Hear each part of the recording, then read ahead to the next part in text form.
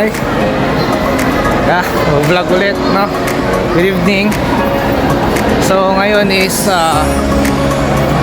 may balak kaming mag-dinner with my sister.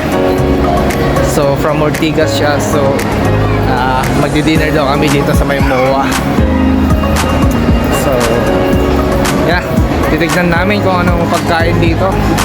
Katatapos lang yung convention kasi namin. As of now, wala pa siya. Hintayin ko siya ngayon. Maglilibot-libot muna ako dito sa MOA. Yeah, excited ako actually. So ito lang.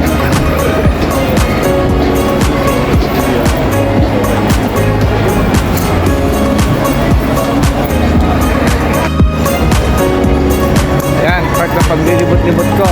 Tingnan nyo. Ganda ng garden nila dito. Christmas na Christmas na. Yan.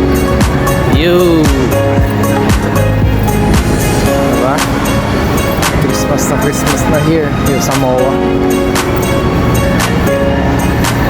Kaya pwedeng magandang kainan dito. Pero ang ganda dito, no? At least umattend ka na ng seminar, may halong pasyal pa. Check lang yung budget kung may pang shopping.